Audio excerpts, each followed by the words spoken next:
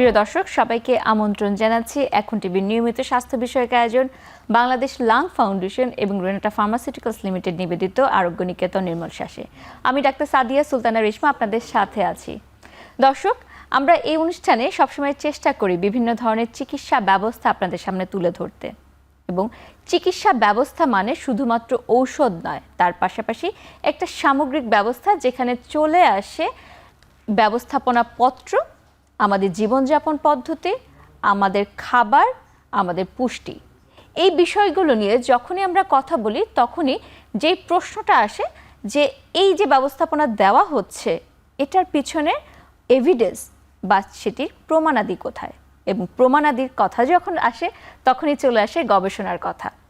গবেষণা আসলে চিকিৎসা ব্যবস্থার সাথে কতটুকু সম্পৃক্ত সে বিষয় নিয়ে আজকে আমরা কথা বলবো, এবং কথা বলতে আমাদের সাথে আজকে উপস্থিত আছে বাংলাদেশ লাং ফাউন্ডেশনের অন্যতম প্রতিষ্ঠাতা সদস্য, আমাদের দেশ এবং আন্তর্জাতিক পর্যায়ের একজন গবেষক ডক্টর জি.এম. Monsur Habib, primary care respiratory physician এবং clinical researcher, pure study Bangladesh site. আপনাকে স্বাগত জানাচ্ছি আমাদের এই অনুষ্ঠানে। ধন্যবাদ ধন্যবাদ এবং ধন্যবাদ দর্শককে যারা শুনছেন দেখছেন অনুষ্ঠান।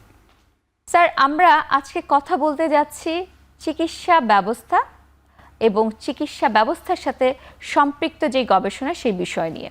গবেষণার কথা নিয়ে ইদানিং খুব আলোচনা হচ্ছে যে আমাদের দেশে গবেষণায় আমরা অনেকটুকু পিছিয়ে আছি, এবং বিশেষ করে চিকিৎসা ব্যবস্থার ক্ষেত্রে আমাদের দেশের চিকিৎসকরা অনেক ব্যস্ত থাকেন, তাদেরকে দীর্ঘক্ষণ সময় শুধুমাত্র রোগীর ব্যবস্থাপনা নিয়ে কাজ করতে হয়। তাহলে গবেষণার সুযোগ কতটুকু, সেই প্রশ্নটির থেকে একটু জানতে চাই প্রথমেই, আসলে সুযোগ কতটুকু এবং সেখানে আপনি কিভাবে সম্পৃক্ত হলেন? ধন্যবাদ এটা প্রশ্নের জন্য। অ্যাকচুয়ালি চিকিৎসার সঙ্গে গবেষণা এটা কিন্তু ইনবিল্ড, মানে অঙ্গাঙ্গিভাবে জড়িত। একজন চিকিৎসক তার মেডিকেল কলেজে শিখে আসে টেক্সট বুক থেকে যে এই রোগটার লক্ষণ এই রোগের ওষুধগুলো এই দিতে হয়, এটা শিখে আসে, এসেই সে রোগীর পড়ানো প্রয়োগ করতে থাকে। এবং এই প্রয়োগ করতে থাকলে যত চিকিৎসক সিনিয়র হতে থাকে তখন কিন্তু তার এই চিকিৎসা পদ্ধতিটা আস্তে আস্তে পাল্টায়, কারণ সে তার অভিজ্ঞতাটাকে কাজে লাগায়। এটাই গবেষণা। এখন এই যে গবেষণাটা করছে এটা কোনো সিস্টেম বৈজ্ঞানিক পদ্ধতিতে হচ্ছে না, তার ব্যক্তিগত উদ্যোগে সে করছে। কিন্তু যদি আমরা ডাটা কালেক্ট করে সেই ডাটাটাকে অ্যানালাইসিস করে মানে বৈজ্ঞানিক পদ্ধতিতে যদি আমরা ওইটা প্রয়োগ করি তাহলে কিন্তু এটা গবেষণা বলে। তো আমাদের দেশে গবেষণা দুই ধরনের হয়। একটা মৌলিক গবেষণা, যে ক্ষেত্রে একজন গবেষক উনি চিকিৎসক না, উনি চিকিৎসক, এমবিবিএস পাশ করছে, এফসিবিএস পাশ করছে, কিন্তু উনি শুধু গবেষণা করেন, উনি রোগী দেখেন না। আবার একজন চিকিৎসক আছেন উনি শুধু রোগী দেখেন, উনি গবেষণা করেন না। তো যিনি মৌলিক মানে বেসিক যে রিসার্চার গবেষক উনি কিন্তু রোগী দেখছেন না, অত ওই দুই জায়গায় একটা বড় গ্যাপ থেকে যায়। যদি একটা চিকিৎসক একই সঙ্গে রোগীও দেখে আর গবেষণা করে তাহলে কিন্তু ফলটা বেশি ভালো হয়। যেটা প্রথমেই বললাম যে ডাক্তার যত সিনিয়র হয় তত সে নিজের অভিজ্ঞতাটাকে কাজে লাগে তারপর তার চিকিৎসার পদ্ধতিটাও চেঞ্জ করে। এটা কিন্তু একটা গবেষণা। তো এটা সিস্টেমেটিক করলে সেটা হলো অ্যাপ্লাইড হেলথ রিসার্চ। তো এই বেসিক না যে অ্যাপ্লাইড রিসার্চ। সুতরাং একজন গবেষক শুধু গবেষণা করবে আর রুগী দেখবে না, তাহলে কিন্তু রুগীদের বেশি উপকারে আসে না। এই জন্য এখন সারা পৃথিবীব্যাপী চলছে যে অ্যাপ্লাইড হেলথ রিসার্চ, এবং আমরা এই অ্যাপ্লাইড হেলথ রিসার্চ যদি প্রয়োগ করতে পারি বাংলাদেশে নিশ্চিতভাবে আমাদের স্বাস্থ্য ব্যবস্থার অনেক উন্নতি হবে। জি, ধন্যবাদ স্যার। আসলেই, এবং সেখান থেকে একটু জানতে চাই, আপনি হচ্ছেন দ্বিতীয় ক্যাটাগরির, মানে আপনি রোগী দেখেছিলেন, রোগী দেখছেন এর মধ্যে হঠাৎ করে আপনি গবেষক হয়ে উঠলেন। সেই যাত্রাটি একটু শুনতে চাই যে কিভাবে আপনার ক্ষেত্রে এটি কাজ করলো, বা আপনাকে এই ব্যাপারে যেটাকে আমরা বলি ইন্সপাইরেশন, সেই ইন্সপাইরেশন তৈরির পিছনে কারিগর কি? হ্যাঁ, ধন্যবাদ। আমার মনে হয় সবচেয়ে বড় কারিগর হলো আমাদের রোগীরা। কারণ আমার সবসময় একটা ডিভোশন ছিল যে আমার রোগীকে আমি মানে স্বস্তি দেবো, তাকে সাহায্য করবো। অনেক রোগীরা এত কষ্ট নিয়ে আসে, দেখলে খুব খারাপই লাগে যে তাকে আমি একটু রিলিফ দিতে পারছি না। বিশেষ করে শ্বাসকষ্ট রোগীরা আসছে, অ্যাসমা, সিওপিডি নিয়ে আসছে, হাঁটতে পারে না, আর্নিং নাই, তার চিকিৎসা করার খরচও নাই, আমি কি করতে পারি দেখে খুব খারাপ লাগে। আমি তার পয়সা দিয়েও তো হেল্প করতে পারছি না। তখন আমি এটা নিয়ে ওষুধ দিলাম, দেখলাম যে ওষুধে কাজ করে, কিন্তু তার একটা লিমিট আছে, তার বেশি যায় না। তখন আমি এটা নিয়ে অ্যাকচুয়ালি খুব এক্সপ্লোর করেছি। আমি পৃথিবীর বিভিন্ন জায়গায়, বিশেষ করে আমাকে সবচেয়ে বেশি হেল্প করেছে ব্রিটিশ সরকারের কিছু এবং কিছু চিকিৎসক। সেখানে আমি যে প্রথমে অক্সফোর্ড ইউনিভার্সিটিতে যাই, আমরা 2012 সালে প্রথমে আমরা একটা অক্সফোর্ড ইউনিভার্সিটিতে ওদের একটা ডমিসিলারি রিহ্যাবিলিটেশন সার্ভিস আছে, এদের সঙ্গে আমরা বাসায় গেলাম। ওখানে প্রফেসর মার্টিন প্যাট্রিস বলে একজন ছিলেন, ওনার সঙ্গে আমার ক্লিনিক্যাল অ্যাটাচমেন্ট থাকাকালীন উনি দেখালেন যে কীভাবে ওষুধের বাইরেও আরও চিকিৎসা দিয়ে উপকার করা যায়। আমি দেখলাম যে অনেক লোক আছে তারা খুবই খারাপ ছিল, বাট সেই রুগীগুলো পালমোনারি রিহ্যাবিলিটেশন নেওয়ার পরে তারা সিঙ্গেল, আর ওদের তো ব্যবস্থা অন্যরকম জানেন, যেখানে তার সাপোর্ট নেই, ফ্যামিলি সাপোর্ট নেই, একাই সে সব কিছু রান্না বাড়া তার সব কিছু করছে, আর আমাদের দেশে যে পঙ্গু হয়ে যাচ্ছে। তো এখান থেকে আমার একটা অনুপ্রেরণা আসলো যে আমার দেশটা আমি করব। তখন আমি মনে করলাম পালমোনারি রিহ্যাবিলিটেশন আমি ট্রেনিং করে এসে এখানে আমি ভালো বিশেষজ্ঞ এসে আমি এখানে সার্ভিস দিব। এবং এই জন্যে আমরা এডিনবারা ইউনিভার্সিটি আমাদেরকে একটা অফার দিয়েছিল একটা প্রজেক্টে। তো আমি ওদেরকে বললো তুমি কি চাও? আমি বললাম আমি এটা চাই যে আমাকে একটু ট্রেনিং করে শিখিয়ে দাও, আমি যেয়ে পালমোনারি রিহ্যাবিলিটেশন করবো। ওরা বলে এতে লাভ নাই, তুমি এখানে কপি করে এখানে শিখে যাওয়া, এটা কপি নিয়ে রুগীর পরে পেশ করবো, এতে তোমার কোনো লাভ হবে না। এইটা আমার ধারণাটাকে চেঞ্জ করে দিল যে শুধু ক্লিনিশিয়ান। আমি কিন্তু এখনও পর্যন্ত আমার চিন্তাভাবনা ক্লিনিশিয়ানের মধ্যে ছিল, কিন্তু যখন ওটা দেখলাম যে না, ওইটা পেশ করে এখানে হয় না, আমার এখান থেকে ডেটা নিয়ে আমাকে আমার সেটিং থেকে, আমার কন্টেক্সট থেকে ডেটা নিয়ে অ্যানালাইসিস করে তারপরে যদি আমি চিকিৎসা পরিবর্তন করি তাহলে মানুষের উপকার হবে। তখন তারা বললো আপনি একটা পিএইচডি করেন এখানে। আচ্ছা, এইটা আমার গবেষক হওয়ার যাত্রা শুরু এখানে। এটি স্যার একটু জানার জন্য, যেহেতু আপনি পিএইচডির যাত্রাটি করেছেন একদম জীবনের প্রথম পর্যায়ে নয়, মধ্য পর্যায়ে গিয়ে, তো এই ব্যাপারটি নিয়েও অনেকের মধ্যে সন্দেহ থাকে এবং অনেকে চিন্তা করে যে না এখন গিয়ে আমি কি পারবো কিনা।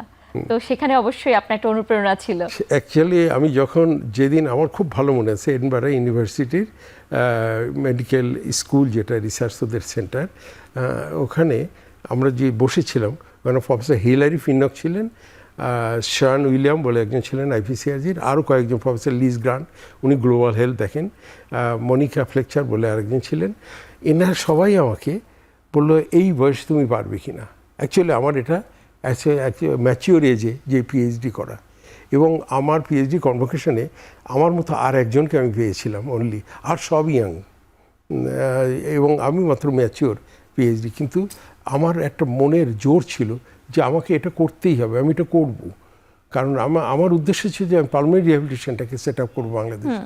তো ওরা ডাইরেক্ট এটা দিতে চাইল না, যখন পিএইচডি আমি যাই করতে বলেন এটা আমি করব, কারণ আমি আমার দেশের মানুষকে এই সেবা দিতে চাই। কারণ আমার ফ্যামিলিতেও কিছু আছে, বিশেষ করে আমার বড় ভাই, উনি অ্যাজমা অ্যাটাকে মারা গিয়েছিল। এটা আমার একটা বড় পেন আমার মধ্যে ছিল যে আমি কিছু করতে পারি নাই। তো এইটা আমাকে বেশি উৎসাহ দিয়েছিল অ্যাকচুয়ালি। তার মানে উৎসাহটা আসে আপনার পরিবার থেকে, আপনার রোগীর কাছ থেকে, যেখান থেকে আপনি একজন গবেষক হয়ে উঠলেন। এবং এই যে গবেষণা কার্যক্রমের ক্ষেত্রে একটি কথা থাকে যে এখানে নাকি একদম জীবনের সম্পূর্ণ সময়টাকে দিয়ে দিতে হয়। এক্স্যাক্টলি। তো আপনি সেভাবে সময়টাকে কিভাবে ভাগ করে নিয়ে? এক্স্যাক্টলি, আমার ফ্যামিলিটাকে, আমার সন্তান, আমার একটা ছেলে মেয়ে, তারা দুজনেই ডাক্তার। তারা ডাক্তার হওয়ার পরে, এবং যখন তারা পোস্ট গ্রাজুয়েশন কমপ্লিট করছে, তখন আমি বুঝলাম যে আমার ফ্যামিলি রেসপন্সিবিলিটি অনেক কমে আসছে। এবং আমার ফ্যামিলির প্রচণ্ড সাপোর্ট ছিল, বিশেষ করে আমার ওয়াইফ, আমার ছেলে, আমার মেয়ে, আমার ডটার ইন ল, তারা আমাকে অত্যন্তভাবে সাহায্য করেছে, যার জন্য আমি এই বয়সে, নাহলে এটা করতে পারতাম না। আমি শুধু বলি, আপনি একজন young early career chest specialist. আমার এমন দিন গিয়েছে ওই বয়সে যে আমি রোজার মাসে ইফতারি করে ঘরে তারাবি পড়ে আমি ল্যাপটপ নিয়ে বসছি আমার পিএইচডি ওয়ার্ক, আর সেহরির সময় আমি সেহরি করে ঘুমাইছি। রোজার মাসটা পুরো এমন গেছে। আমার অনেক রাত আমার একটা ছোট্ট টেবিলে গেছে, আবার সারাদিন সকালে রুগী দেখেছি। আমি দিনে 3 ঘন্টা 4 ঘন্টা ঘুমিয়েছি এই ডিউরিং মাই পিএইচডি 3 বছর এই জার্নিটাতে।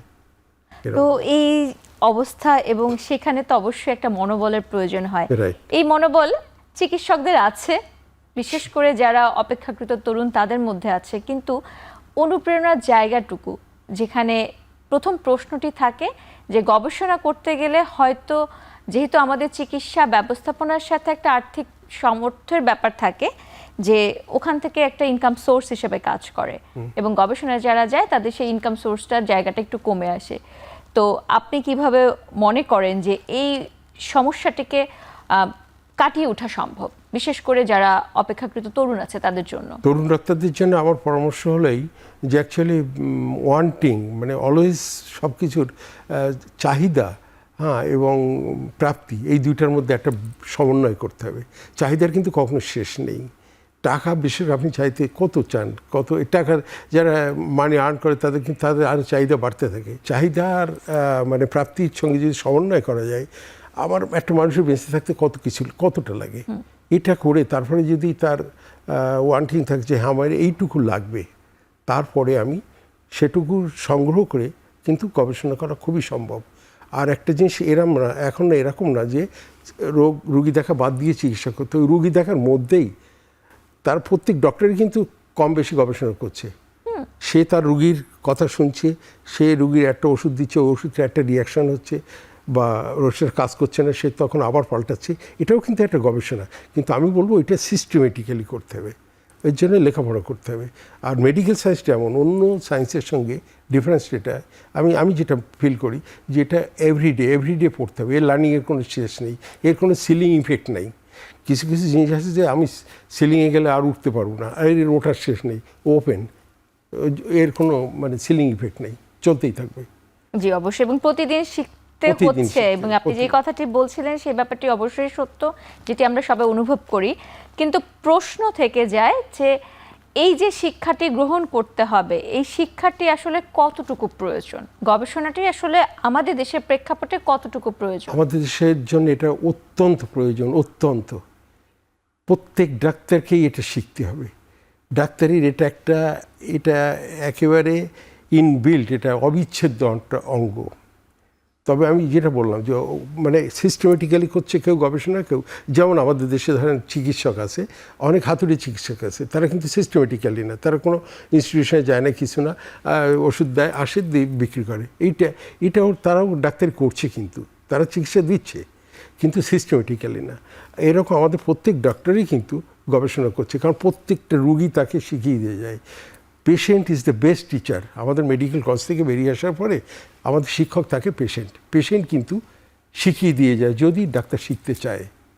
তো ওইটা আমরা সিস্টেমেটিক্যালি করলে অবশ্যই এটা কাজে, এবং এটা প্রত্যেক ডাক্তারের জন্য জরুরি। আমি শুধু আমার ইয়াং ডক্টর যারা আছেন বা আমার কলিগ যারা আছেন, আমি রিকোয়েস্ট করব যে আমরা গবেষণাতে এগিয়ে আসি। এখন আমাদের সরকার, বিশেষ করে আমাদের বাংলাদেশ লাং ফাউন্ডেশনের, আমি গর্বের সঙ্গে বলছি, বাংলাদেশ লাং ফাউন্ডেশনের একজন সম্মানিত মানে ফাউন্ডিং মেম্বার ডক্টর কাজী সাইফুদ্দিন বেন্ডুর, উনি বাংলাদেশ মেডিকেল রিসার্চ কাউন্সিলের ডাইরেক্টর বর্তমানে। উনি এই ব্যাপারে অত্যন্ত, আমি পার্সোনালি জানি, উনি অত্যন্ত উৎসাহী। ইয়াং ডক্টররা যদি এই কয়েকদিন আগেও তো সার্কুলার দিল, আপনারা যদি ছোটো ছোটো প্রজেক্ট দেন, উনি ইয়াং ডাক্তারদেরকে বেশি প্রিফার করেন যে তোমরা গবেষণা শেখো। সো আমি বলবো ইয়াং ডাক্তারদের যে আপনার গবেষণায় যুক্ত হন, এতে আপনার আয় ইনকাম কমবে না। জি অবশ্যই। তো স্যার, এই যে গবেষণার কাজের ক্ষেত্রে অবশ্যই কিছুটা আর্থিক সামর্থ্য প্রয়োজন হয়, এক্ষেত্রে কিছু অনুদান পাওয়া যায়, এবং অনুদান হয়তো সারা বিশ্বে অনেক জায়গা থেকেই পাওয়া যায়, অনেকেই সে ব্যাপারটি জানে না। এই জানার কোনো মাধ্যম আছে কি? শিওর। আমি এর বেলায় থাকতে আমার ওদের একটা ওয়েলকাম ট্রাস্ট বলে ওদের একটা ফাউন্ডেশন আছে, ওরা বললো আমরা একটা PhD student low income countries থেকে আমরা খুঁজে পাচ্ছি না, আর্থারাইটিসে পরে আমরা একটা ফান্ডিং করব, আমরা ক্যান্ডিডেট পাচ্ছি না।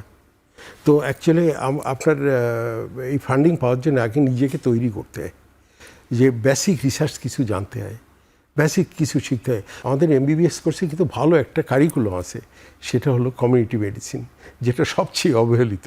আমরা ওটা পরীক্ষা কোনো রকম পাশ করে আসি, মনে করি এটা তোমার প্র্যাকটিসের, এখানে তো ওষুধপত্র কিছু নাই, কমিউনিটি মেডিসিন, এই স্ট্যাটিস্টিক্স, এটা ওটা এগুলো। কিন্তু ওই সাবজেক্টটা যদি একটু ভালো করে পড়া যায়, তাহলে কিন্তু তাদের ওই বেস্ট যাদের স্ট্রং থাকে, তারা কিন্তু বিভিন্ন এই গ্রান্টগুলোতে অ্যাপ্লাই করতে পারে। তারা প্রোটোকল লিখতে জানে, কিভাবে করতে হবে, এগুলো শিখতে পারে। জি, ধন্যবাদ। আমরা শুনবো গবেষণার ক্ষেত্রে কিভাবে কাজ করা যায়। এখন একটি বিরতির সময় হয়েছে।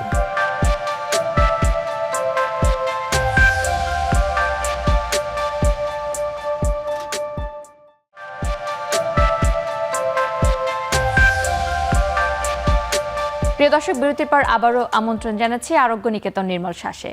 বাংলাদেশ লাং ফাউন্ডেশন এবং রেনাটা সৌজন্যে এই অনুষ্ঠানে আমরা আজকে কথা বলছি চিকিৎসা সেবা ও গবেষণা, এবং এই বিষয় নিয়ে আমাদের সাথে কথা বলতে আজকে উপস্থিত আছেন ডক্টর জি.এম. মনসুর হাবিব।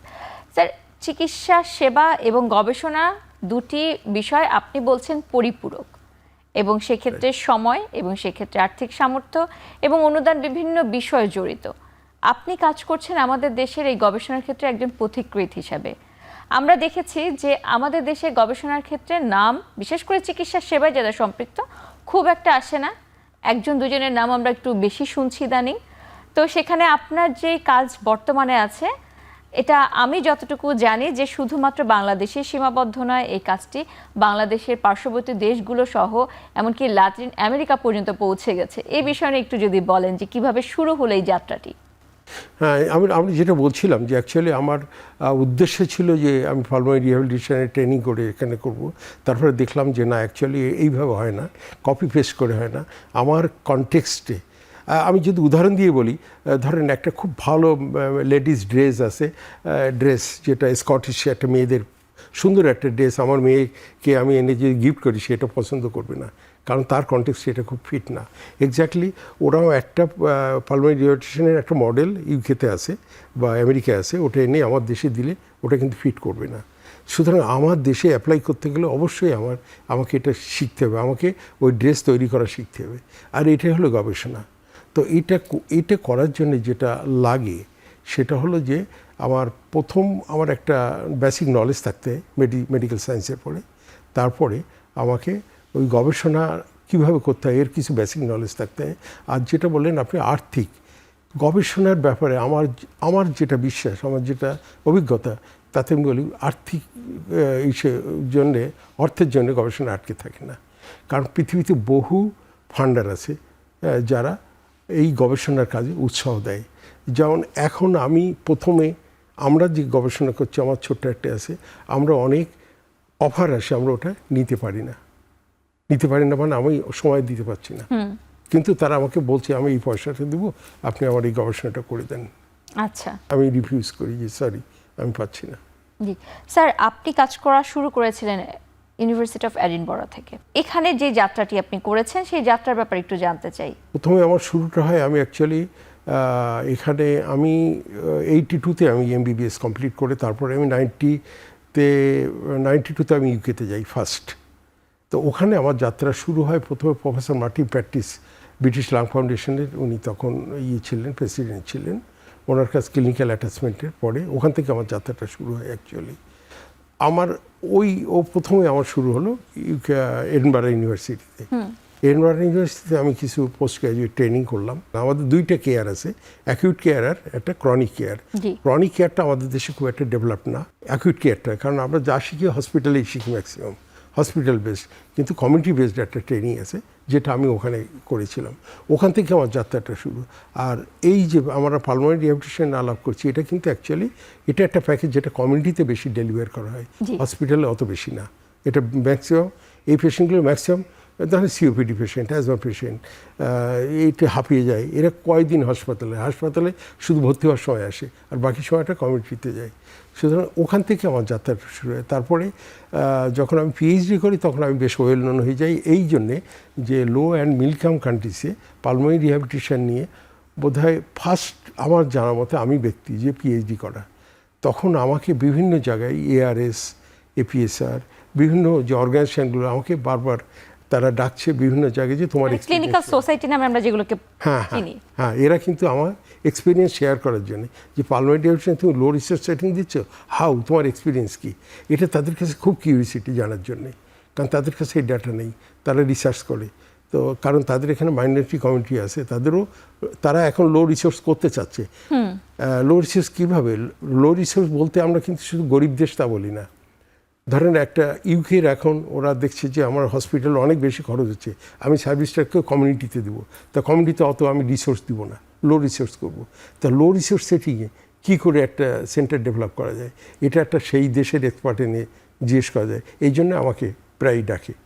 আচ্ছা, হ্যাঁ, তো এটা একটু যদি আমাদের দর্শকের উদ্দেশ্যে ব্যাখ্যা করেন যে কিভাবে আপনি এই কাজটিকে লো রিসোর্স সেটিংয়ে বা স্বল্প খরচে শুরু করেছিলেন। হ্যাঁ, আমি যখন দেখে এসেছি, আমি এক জায়গায় দেখে এসেছি যে ওদের ব্যায়াম, উদাহরণ দিয়ে বলি, ব্যায়াম করার সময় তাদের লোড বাড়ায়, তাদের একটা স্পেশাল সাইকেল আছে, ওই সাইকেলের মধ্যে দিয়ে মানে স্ক্রু দিয়ে দিয়ে লোড বাড়ায়, হ্যাঁ, মানে সাইকেলটা টাইট করে, আস্তে আস্তে টাইট করে, হ্যাঁ, এবং ওটা বডির সঙ্গে, ওদের বডির সঙ্গে আরও কি ইনস্ট্রুমেন্ট লাগায়, এইটা করার সময় তার কতটা অক্সিজেন লাগছে, কখন তার অক্সিজেন শর্ট পড়ছে, এগুলো মেশিনে দেখা যায়। আমার তো এগুলো নাই। আমি তখন চিন্তা করলাম আমার দেশে এটা কী করে করা যায়। আমি তো কিন্তু অল্টারনেট বের করে ফেললাম। হ্যাঁ, অল্টারনেট বের করে ফেললাম। আমি অন্যান্য টক টেস্ট দিয়ে, আমি ইনডাইরেক্ট কিছু টেস্ট দিয়ে, যেমন তারা ওদের দেশে একটা মেশিন আছে যেটা বলে সিপেট, সেটা দিয়ে আমরা দেখলাম আমরা ইনকিউবেটর শাটল ওয়াকিং টেস্ট দিয়ে আমরা ওরকম সেটা করতে পারি। এরকম অল্টারনেটগুলো আমরা বের করেছি। যদি স্যার একটু ব্যাখ্যা করেন আমাদের দর্শকের উদ্দেশ্যে যে shuttle walk test, incremental shuttle walk test বলতে আসলে আমরা কিভাবে বুঝি? হ্যাঁ, এটা খুব সহজ এই জিনিস যে আমাদের শরীর কিন্তু অক্সিজেন নেওয়ার একটা ক্ষমতা আছে। আমরা প্রতিবারে যে অক্সিজেনটা নেই আমরা শরীরের বাতাসে, আমরা ইউজুয়ালি আমরা হলো 1/2 লিটার করে আমরা প্রতি ব্রেথে নেই। তো 20টা ব্রেথে হলে আমরা 10 লিটার বাতাস আমরা লাংসে ঢোকে। এটা আমার নর্মাল বেশি থাকার জন্য 10 লিটার মধ্যে মাত্র 2 লিটার কিন্তু অক্সিজেন, আর বাকিটা অক্সিজেন না। তো 2 লিটার অক্সিজেনে আমি ভালো চলি, কিন্তু আমি যখন বেশি দৌড়াবো তখন আমার অক্সিজেন বেশি লাগবে। তো এই অক্সিজেন আমার নেওয়ার একটা ক্ষমতা আছে, ম্যাক্সিমাম একটা ক্ষমতা আছে। এই ক্ষমতাটা কত, এটা মাপার জন্যে আমরা করি কি, একটা লোকের হাঁটাতে হাঁটাতে সে যখন তার অক্সিজেন নেওয়ার ক্ষমতা শর্ট হয়ে যায়, তখন তার বডিতে অ্যানারোবিক মেটাবলিজম বলে অক্সিজেন ছাড়াও একটা ইয়ে হয়, শ্বসন প্রক্রিয়া হয়, এইভাবে সে বেঁচে থাকে। কিন্তু এক পর্যায়ে আর পারে না। ওই ম্যাক্সিমামটা আমরা ইনক্রিমেন্টাল বলতে কি, আমাদের একটা বাইরেতে বিপ দিয়ে বলা হয় যে আপনি এখান থেকে ওই জায়গায় যাবেন, এই বিপ আসার আগে সে তার প্রতি সার্কেলে তার স্পিড বাড়ায়, হ্যাঁ, প্রতিবার এক পর্যায়ে সে আর পারে না, ওইটা আমরা মেপে ফেলি যে এইটা তার ম্যাক্সিমাম, এই পর্যন্ত সে অক্সিজেন নিতে পারে। এইটা দিয়ে তারপরে কিন্তু ওইটা দিয়ে আমরা ক্যালকুলেট করে আসি তার কোন লোড দিয়ে ব্যায়াম করাতে হবে, করে আসতে বাড়াতে হয়। শ্বাস রোগীদের সাধারণত অল্পতে তাদের ম্যাক্সিমাম ক্যাপাসিটি খুব কম, এক একজনের ক্ষেত্রে এক এক রকম, ডেফিনেটলি এক একজনের ক্ষেত্রে এক এক রকম থাকে। তো সেখানে আপনারা সাধারণভাবে যে আমাদের ঘরের মধ্যে একটা জায়গা আছে, ওই জায়গার মধ্যে কি করা সম্ভব? Actually 6 minute walk test 30 metre জায়গা লাগে, একটা ডাক্তারের চেপে না 30 মিটার জায়গা নাই। তখন কি ইনকিউবেটর শাটলের জন্য 9 মিটার লাগে, 10 মিটার লাগে, তাও অনেকের এই জায়গা নাই। তখন কি করব, আমরা আমাদের দেশে অ্যাডাপ্ট করলাম কি, আমরা স্টেপার টেস্ট করলাম। স্টেপার কি, একটা 6 ইঞ্চি, 4 ইঞ্চি, 6 ইঞ্চি, 8 ইঞ্চি, 3 ধরনের সিঁড়ি রাখা, স্টেপার বলা হয়। এটা তো আমাদের দেশের অনেক বাসার মধ্যেই আছে। হ্যাঁ, বাসার মধ্যে একটা কাঠের আপনি করে নিতে পারেন, নিয়ে আপনার রুগীকে আপনি বলতে পারেন যে এরপরে আপনি, আর আজকাল অনেক বিট পাওয়া যায়, মেট্রোনোম বিট পাওয়া যায়, মোবাইল অ্যাপ পাওয়া যায়, ওই বিটগুলো ডিফারেন্স মানে ইন্টারভ্যালে দেয়, হ্যাঁ, স্পিডি স্লো এরম দেয়, ওই স্লো অনুযায়ী তাকে আপ ডাউন করতে হবে ওই এক ধাপে। সে কত স্পিডে কত পাচ্ছে, যেমন 120 রেট দিই আমরা, 140 এরকমভাবে দিয়ে তার লোড বাড়াতে থাকি। এটা কিন্তু আমাদের লো ইনকাম কান্ট্রিজের জন্য, এবং এটা ইউরোপে আমি এটা এক্সপ্লেন করেছি ERS-এ, এবং তারা এটা খুবই অ্যাপ্রিসিয়েট করছে যে এইটা খুব ভালো একটা পদ্ধতি, এটা আমাদের জানা, আমরা কখনো এই প্র্যাকটিস, তাদের তো ভালো জিনিস আছে, তারা এটা করতে যাবে কেন?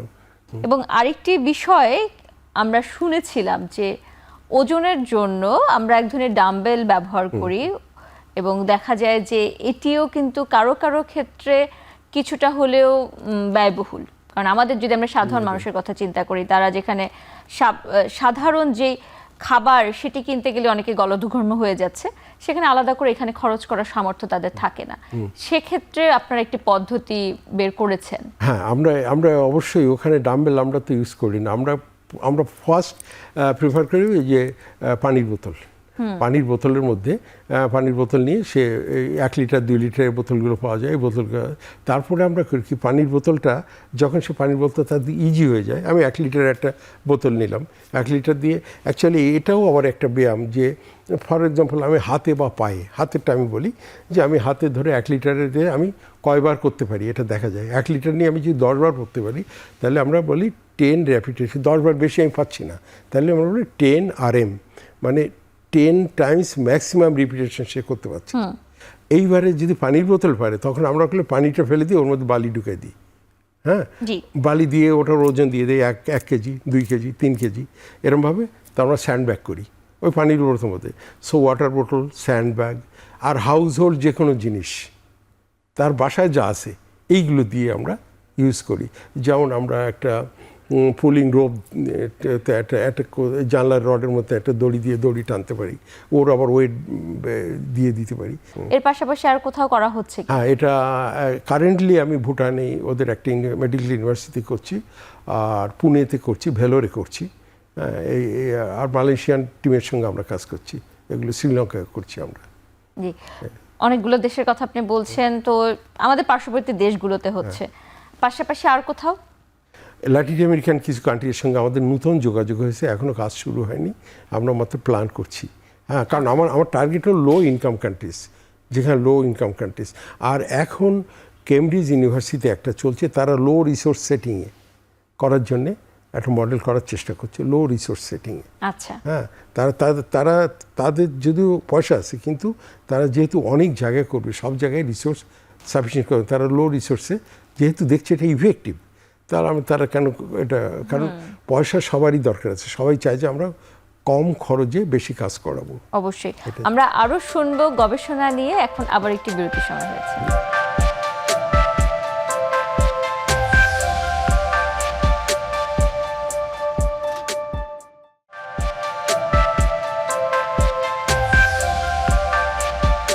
প্রিয় দর্শক, বিরতির পর আবারও আমন্ত্রণ জানাচ্ছি আরোগ্য নিকেতন নির্মল শ্বাসে, বাংলাদেশ লাং ফাউন্ডেশন এবং রিনেটার সৌজন্যে এই অনুষ্ঠানে আমরা আজকে কথা বলছি বাংলাদেশে চিকিৎসা সেবা ও গবেষণা, এবং চিকিৎসা সেবা এবং গবেষণার ক্ষেত্রে যার নাম বারবার চলে আসে, ডক্টর জি.এম. মনসুর হাবিব, উনি আমাদের সাথে আজকে আছেন, প্রতিষ্ঠাতা সদস্য বাংলাদেশ লাং ফাউন্ডেশন। আমরা চিকিৎসা সেবা এবং গবেষণা দুটি বিষয় নিয়ে কথা বলছি, এবং আপনি বলছেন দুটি বিষয় আসলে একসাথে করা সম্ভব, বিশেষ করে সেখানে যদি ঠিক পদ্ধতিতে আগানো যায়, এবং সেক্ষেত্রে অবশ্যই আপনি একজন উদাহরণ।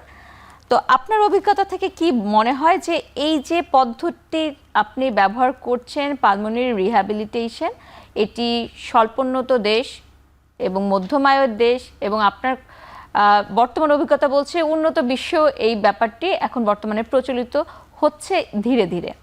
আমাদের দেশেতে মানুষের একটা প্রবণতা আছে, তারা চিকিৎসা ব্যবস্থা বলতে বুঝে ঔষধ গ্রহণ, এবং সেক্ষেত্রে ঔষধের পাশাপাশি অন্যান্য পদ্ধতি কাজ করবে, এই বিষয়টির ধারণা কিন্তু অনেকেরই কম।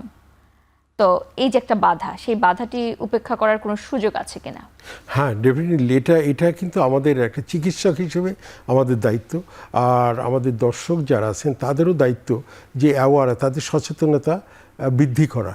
কারণ এখন তথ্যের যুগ, তথ্য সবার কাছে থাকবে।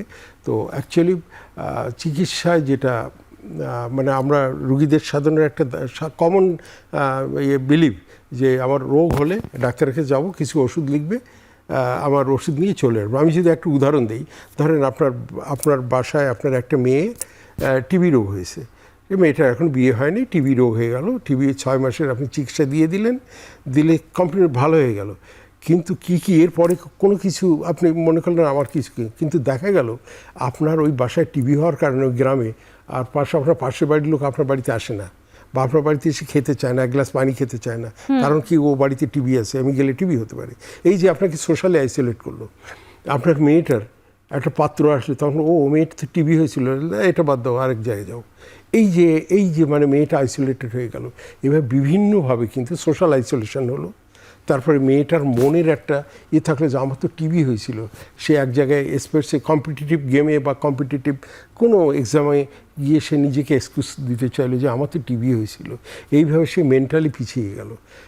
ফিজিক্যাল তার এই টিবি হওয়ার সময় সে হয়তো মুভমেন্ট কম ছিল, সে ফিজিক্যালি একটু দুর্বল হয়ে গেল, তার দম লাগে। তো এই যে কতগুলো জিনিস হয়, একটা হলো ফিজিক্যাল, একটা হলো সাইকোলজিক্যাল, একটা হলো সোশ্যাল, একটা হলো ফ্যামিলিয়াল, এডুকেশনাল, বিভিন্ন জায়গায় কিন্তু এই রোগের একটা ইম্প্যাক্ট থাকে।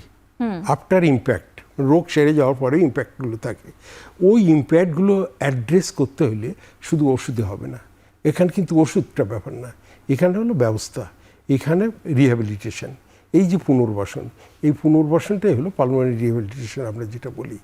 তা এখানে চ্যালেঞ্জ হলো লোকজনের ওই ধারণাটা যে চিকিৎসা ডাক্তার শুধু এটা করে, কিন্তু না, অ্যাকচুয়ালি এটাও ডাক্তারের দায়িত্ব।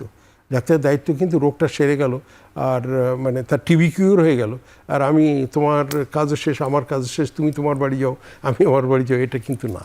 ডাক্তারের কাজ একটা প্রাইমারি কেয়ার ফিজিশিয়ান যারা কমিউনিটিতে, হসপিটালে হয়তো ডিফারেন্ট, বাট প্রাইমারি কেয়ার ফিজিশিয়ানের কাজ হলো ওই রুগীটাকে, তাকে পুনর্বাসন করা, তার রোগটার পরেও তার রোগের পুনর্বাসনটা করা।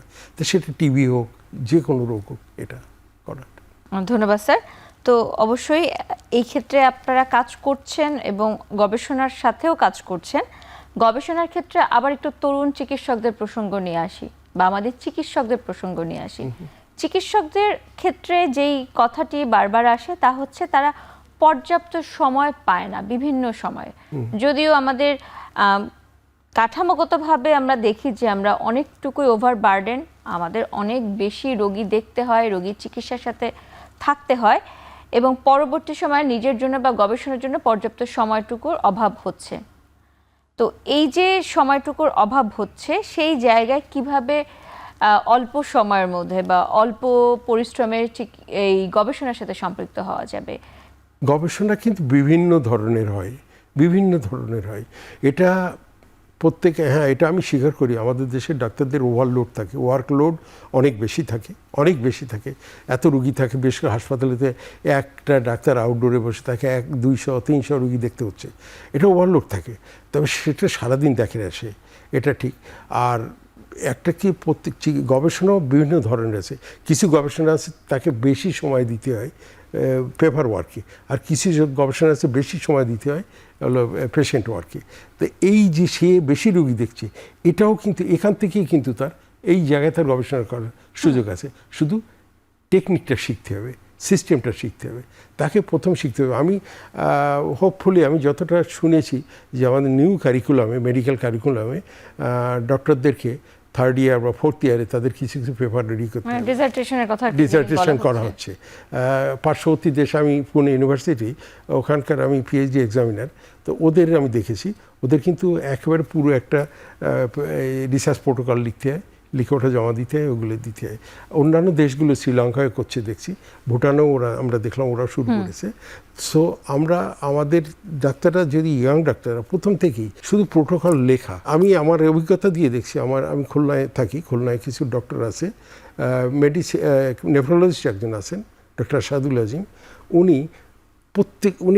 এভরিডে উনি কিছু কিছু রিসার্চ থট নিয়ে আসেন।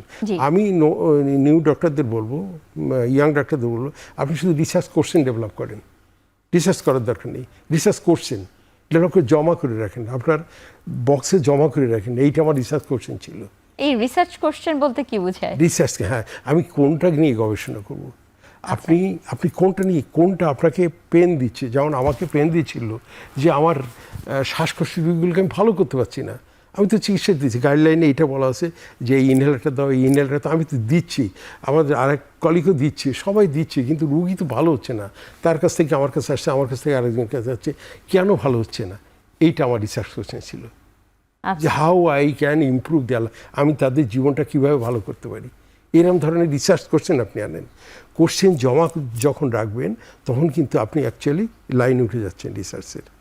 একদিন আপনি সলিউশন পাবেন, কারণ যখন আপনার মধ্যে কিউরিসিটি আসবে, আগ্রহ আসবে, তখন অবশ্যই আপনি রিসার্চার হয়ে যাবেন। এটা আমার ব্যক্তিগত অভিজ্ঞতার কথা বলছি। উদ্ভাবক এবং গবেষক Right. দুইটি বিষয় আছে, দুটি বিষয় অনেক ক্ষেত্রে একই কথা এবং অনেক ক্ষেত্রে বলা হয় যে একই কথা নয়। আসলে কি? আসলেই কিন্তু কথা দুইটা গবেষক উদ্ভাবক মানে তার ক্রিয়েটিভিটি, তার সবসময় চিন্তা যে আমি কিছু নতুন কিছু করব। আর গবেষক কি, এইটা কি অ্যাকচুয়ালি এই যে আমি করলাম এটা কি ভ্যালিড, এটা কি একটা মানে যুক্তিভিত্তিক, এটা কি একটা প্রমাণ, এটা হলো গবেষণার রেজাল্টে আসবে। আর উদ্ভাবক চিন্তা করে, যেমন আমি যদি বলি যে আমি গবেষণা করছি যে পালমারি রিহ্যাবিলিটেশন, আমি পালমারি রিহ্যাবিলিটেশনে বলবো যে আমার লোয়ার লিম মাসেল বেশি কোয়াড্রিসেপ মাসেল, এই সামনের যে মাংসগুলো হাঁটাচলা না করার কারণে হাঁপানি রোগীরা হাঁটাচলা করে না, বসে থাকে, এইটা একদম অকেজ হয়ে যায়, শুকিয়ে যায়, এর মাসেলের কম্পোজিশন চেঞ্জ হয়ে যায়, রেড ফাইবারগুলো হোয়াইট ফাইবার হয়ে যায় এগুলো। তা এইটা আমাকে ইমপ্রুভ করার জন্য কী করতে হবে, এটা নিয়ে আমি গবেষণা করতে পারি। আর উদ্ভাবক কি, যে হ্যাঁ গবেষণা ওরা বললো এটারে হেভি এক্সারসাইজ, লোড দিয়ে এক্সারসাইজ করাতে হবে। জি। আর আমার উদ্ভাবক কি, আমার ওখানে ওরা বলছে যে ভালো ভালো ডিভাইস আছে, ওই ডিভাইস দিয়ে করতে, ওই ডিভাইস আমার নাই, আমি আমার একটা জিনিস বানাবো যে জিনিস দিয়ে আমার ওই পারপাসটা সার্ভ করবে। জি, আমরা এ নিয়ে আরো কথা শুনবো, আবার একটি বিরতির সময় হয়েছে।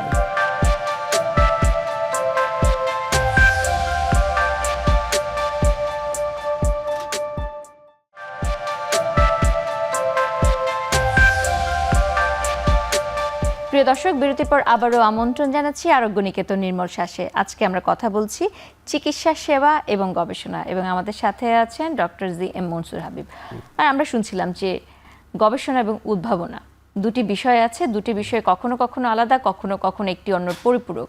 তো এই বিষয় নিয়ে যদি আরেকটু বলেন। তো ওই যে আমরা যেটা বলছিলাম, অ্যাকচুয়ালি গবেষক গবেষণা করে সে প্রমাণ করে যে এটা আমার ইফেক্টিভ বা এটা ভ্যালিড, মানে এর মধ্যে যেই প্রমাণাদি আছে সেগুলো আসলে কতটুকু কার্যকর এবং সেটা গ্রহণযোগ্য কিনা, জি এইটাই। আপনি তো এরকম গবেষণা করতে পারেন না যে প্লেনের থেকে আমি 10টা লোককে ছেড়ে দিব নিচে, কয়জন মরবে আর কয়জন বাঁচবে আমি গবেষণা করতে চাই, এটা তো গবেষণা হতে পারে না। হ্যাঁ, সেই জায়গায় আমি বলছিলাম এটা রিসার্চ কোশ্চেন, এই জন্যে এমন রিসার্চ কোশ্চেন তৈরি করতে হবে। গবেষক রিসার্চ কোশ্চেন তৈরি করতে শিখবে, গবেষক রিসার্চ মেথড শিখবে যে কীভাবে গবেষণা করতে হয়, এইগুলো হলো গবেষক। আর উদ্ভাবক যার মাথায় রিসার্চ কোশ্চেন আসবে সে কিন্তু উদ্ভাবন করছে। আমি রিসার্চ আমার কোশ্চেন আসছে, যেমন আমাদের ডক্টর আরশাদুল আজিম, আমি বলছিলাম উদাহরণ, উনি একটা রিসার্চ করছে এই যে ডায়ালাইসিস করতে হচ্ছে, এত ডায়ালাইসিস, একটা লোকের সপ্তাহে 2 দিন ডায়ালাইসিস করতে হবে, এত টাকা লাগে, তার সব কিছু শেষ হয়ে যাচ্ছে, আমি ডায়ালাইসিস না করে কী করতে পারি, এই যে তার মাথায় চিন্তা আসলো কী করতে পারবে, সেটা কিন্তু সে এখনও বের করতে পারেনি। সে উদ্ভাবক, সে যদি কোনো দিন কোনো কিছু একটা অল্টারনেটিভ বের করতে পারে তাহলে সে উদ্ভাবক হয়ে যাবে। কিন্তু তার উদ্ভাবনা শক্তি কাজ করছে তার ব্রেনে। আর আমি যে প্রমাণ করব ডায়ালাইসিস কাজ করছে, হ্যাঁ, এটা তথ্য দিয়ে প্রমাণ করবো, এটা হলো গবেষণা। আমরা গবেষণার কথা নিয়ে অনেক কিছু জানলাম। এখন বর্তমানে একটি কথা চলে আসে, তা হচ্ছে যেহেতু আস্তে আস্তে তথ্য প্রযুক্তির যুগে আমরা ঢুকে গিয়েছি, আমাদের চিকিৎসা গবেষণার ক্ষেত্রে একটা বড় ভূমিকা পালন করছে আর্টিফিশিয়াল ইন্টেলিজেন্স, এবং আর্টিফিশিয়াল ইন্টেলিজেন্স আমাদের অনেক ক্ষেত্রে সহায়তা করছে, অনেক ক্ষেত্রে এটিকে অপব্যবহারও করা হচ্ছে। এই ব্যাপারটি নিয়ে আপনার দৃষ্টিভঙ্গিটা একটু জানতে চাই। হ্যাঁ, প্রথম কথা যে এআই ডেফিনেটলি আমরা ইউজ করব, এআই অবশ্যই ইউজ করব।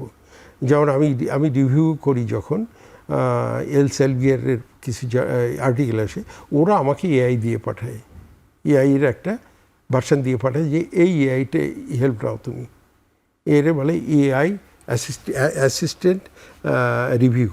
হ্যাঁ, তো এআই আমরা অবশ্যই ইউজ করবো, কিন্তু এআইয়ের ভালোভাবে লিমিটেশনটা জানতে হবে যে কোনটা আমি করতে পারবো আর কোনটা পারবো না। জেনারেটিভ এআইটাকে আমরা করতে পারবো না। আপনি এআইকে প্রশ্ন করলেন যে হাঁপানি রোগের কী কী চিকিৎসা, ও অ্যান্সার দিয়ে দেবে। ওইটা যদি আপনি কপি পেস্ট করে দেন, এটা অ্যাকাডেমিক মিসকন্ডাক্ট। অবশ্যই আপনি হেল্প করতে কি হেল্প নিতে পারেন, আপনার গ্রামারগুলো কারেক্ট করে দিল, আপনার আমাদের মাদার ল্যাঙ্গুয়েজ ইংলিশ না, অনেক বড় বড় রিসার্চার বৈজ্ঞানিক আছে যারা ইংলিশ জানে না, তারা এআইকে দিয়ে বলে আমার এটা ভালো ইংলিশ লিখে দাও, তার থট আমার থাকবে, সব কিছু আমার থাকবে। আর এআই সম্পর্কে আমাদের ইয়াং ডক্টরদের আমি বলবো, এআই কিন্তু ভুল করে, এআই প্রচুর ভুল করে, এবং এআইকে দেখতে হবে, সে দিলেন আর এগুলো সে অনেক ভুল করে, ওটা আবার কারেক্ট করতে হয়। জি। আর এআইয়ের হেল্প নেওয়ার হলে অ্যাকচুয়ালি অনেক বেশি। যেমন আমি একটা যদি রিভিউর কথা বলি, আপনি একটা আর্টিকেল রিভিউ করতে যাচ্ছেন বা একটা আর্টিকেল লিখছেন, আপনি লিখে আপনি বললেন আমি এই আর্টিকেলটা ভালো, এআইতে খুব ভালো প্রম্পটিং শিখতে হয়। ভালো প্রম্পটিং শিখলে এআই আর মিসকন্ডাক্ট হয় না, এআই আপনাকে সুপারসিড করতে পারে না। জি। এবং আপনি এআইয়ের কন্ট্যাক্ট করলে আজকাল তথ্য প্রযুক্তি, আপনি এআই দিয়ে যদি একটা আর্টিকেল লেখেন, আর্টিকেল কমপ্লিট করেন, ওই যখনই কোথাও সাবমিট করবেন ওই আর্টিকেল শো করবে এআই কন্টেন্ট, অবশ্যই লিখে দিবে। আমরা স্যার আজকে অনেক কিছু নিয়ে আলাপ করতে চেয়েছি, কিছু কিছু আলাপ করতে পেরেছি এবং কিছু সময় স্বল্পতার কারণে আজকে আমরা করতে পারিনি। তারপর আপনাকে অসংখ্য ধন্যবাদ, আপনার মূল্যবান সময় থেকে আজকে আমাদেরকে সময় দিয়েছেন। ধন্যবাদ আপনাকে। প্রিয় দর্শক, আজকে এখানেই বিদায় নিচ্ছি। ভালো থাকুন, সুস্থ থাকুন এবং অবশ্যই আমাদের যে কোনো সমস্যার জন্য চিকিৎসকের পরামর্শ গ্রহণ করুন।